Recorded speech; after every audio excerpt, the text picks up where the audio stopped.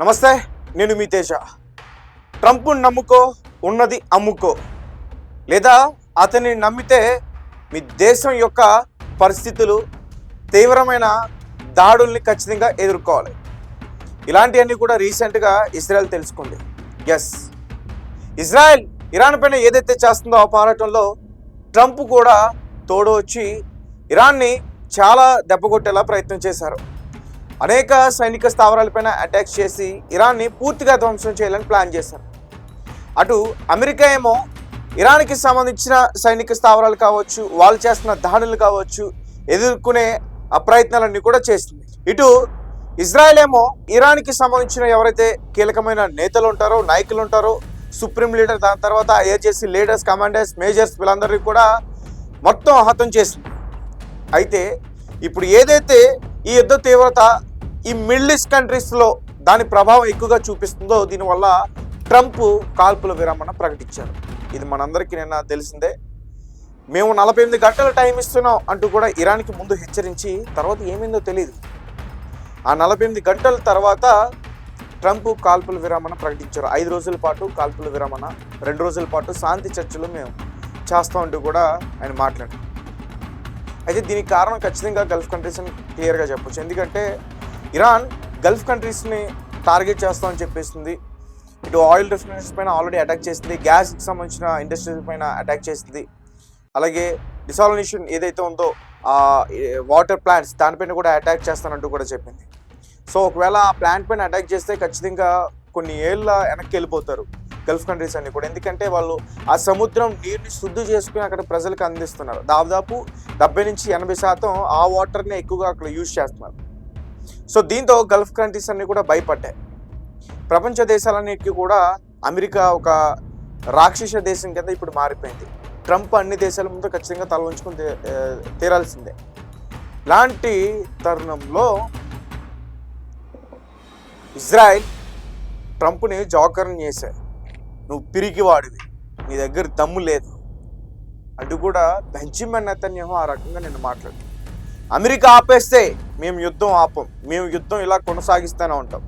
ఇరాన్కి సంబంధించిన సైనిక స్థావరాల్ని వాళ్ళు ఏదైతే మిసైల్స్తో అటాక్ చేస్తున్నారో వాటిని అడ్డుకుంటాం, ఎదుర్కొంటాం, దాడి కూడా చేస్తామంటూ కూడా ఆయన హెచ్చరించారు. అంటే ట్రంప్తో ఒక ఇజ్రాయెల్ అమెరికాతో కటిఫ్ అయిపోయింది. ఇంకా వాళ్ళకి వీళ్ళకి సంబంధం లేదు. సో దీంతో ట్రంప్ని జోకర్ని చేసిన బెంజమిన్ నెతన్యాహు అనే ఒక ఏదైతే వర్డ్ ఉందో అది వైరల్ అవుతుంది. ఇప్పుడు నిజంగానే జోకర్ అయిపోయాడు ట్రంప్. ఇటు ప్రపంచ అన్ని దేశాల దగ్గర పెద్ద జోకర్ అయిపోయాడు, మిడిల్ ఈస్ట్ కంట్రీస్లో పెద్ద జోకర్ అయిపోయాడు, తమ దేశంలో కూడా ట్రంప్ జోకర్ అయిపోయాడు. ఈరోజు అమెరికాకి సంబంధించిన డిఫెన్స్ మినిస్టర్ ఎవరైతే ఉన్నారో ఆయన పెట్టి హెక్సెడ్, ఆయన ఈరోజు ఇదంతా కూడా చేయించింది ట్రంపే, బట్ నా పేరు బయటకు తీసి నేనే చేశానంటూ కూడా చెప్తున్నాడు. ఇరాన్ న్యూక్లియర్ వెపన్స్ని డెవలప్ చేస్తుంది, వాటిని అడ్డుకోవాలంటూ కూడా ఇదంతా కూడా చేసింది ట్రంపే, బట్ అతను తప్పించుకోవడానికి నా పేరు చెప్తున్నాడు అంటూ కూడా ఆయన బహిరంగంగా చాలా విషయాలను కూడా చెప్పేందుకు ప్రయత్నించారు. ఒక రకంగా చెప్పాలంటే వాళ్ళిద్దరి మధ్య ఒక గ్యాప్ అనేది స్టార్ట్ అయింది, పెరుగుతుంది. బెంజమిన్ నెతన్యాహు కూడా ఒక ఫోన్ చేసి, నువ్వు పిరికి వాడివి, నువ్వు భయంతో పారిపోయావు నిజంగా. ఎందుకంటే గల్ఫ్ కంట్రీస్లో అమెరికా తమ సైనిక స్థావరాలని పూర్తిగా కోల్పోయింది, థర్డ్ రాడార్ వ్యవస్థని ధ్వంసం చేసింది, 16 యుద్ధ విమానాలన్నీ కూడా పూర్తిగా ధ్వంసం అయిపోయాయి, డ్రోన్స్ ధ్వంసం అయిపోయాయి. ఒక్కరోజు ఇరాన్తో యుద్ధం చేయాలంటే 4,000 కోట్లు ఖర్చు అవ్వాల్సి వస్తుంది. 10,000 కోట్లతో నిర్మించిన థర్డ్ వ్యవస్థ పోయింది.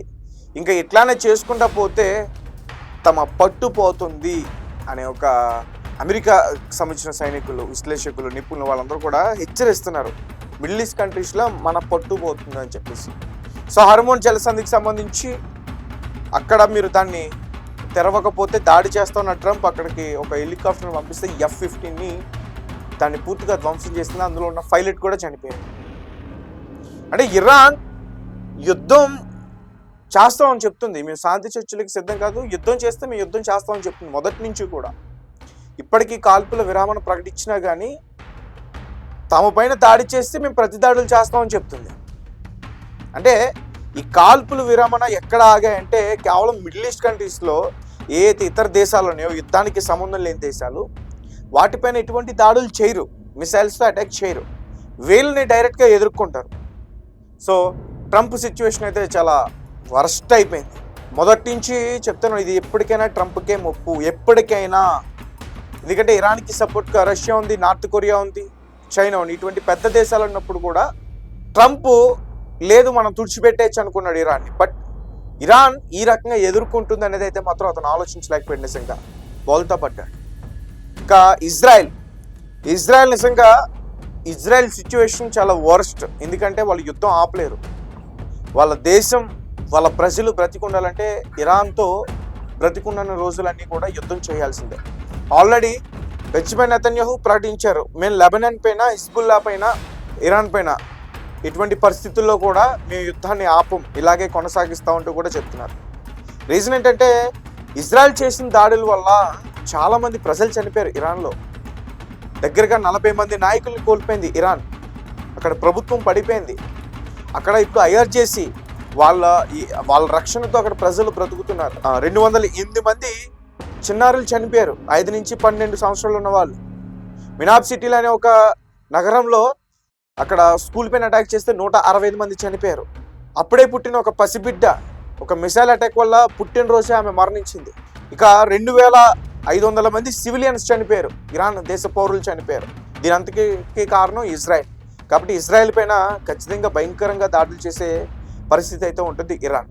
సో ఇరాన్ని ఎదుర్కోలేక ట్రంప్ తోక ముడుచుకుని వెళ్ళిపోయాడు, ఇదైతే క్లియర్.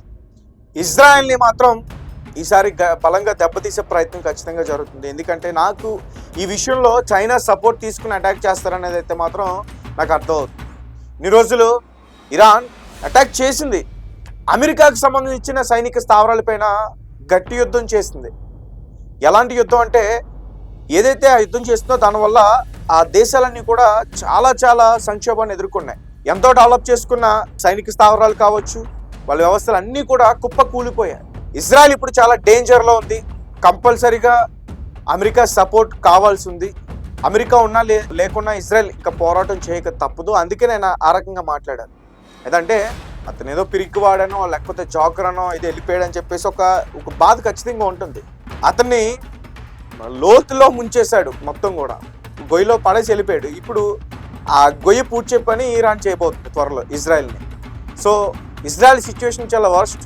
ఇజ్రాయెల్లో మన భారతీయులు ఎవరైనా ఉన్నా త్వరగా మన దేశానికి వచ్చేయడం చాలా బెటర్. ఎందుకంటే ఇరాన్ ఇజ్రాయెల్ పైన చాలా భయంకరంగా దాడులు చేసే ప్రయత్నం అయితే చేస్తుంది. సో గైస్, మీ కమెంట్స్ ఏంటి? మీరేమనుకుంటున్నారు? యుద్ధం అయితే ఆగింది, యుద్ధం అయితే ఖచ్చితంగా ఆగింది, కానీ ఇజ్రాయెల్ ఇరాన్ మధ్య దాడులు జరుగుతాయి. ఈ కామెంట్స్ ఏంటి, మీరేం చెప్తారు అనే విషయాన్ని ఖచ్చితంగా తెలియపరచండి.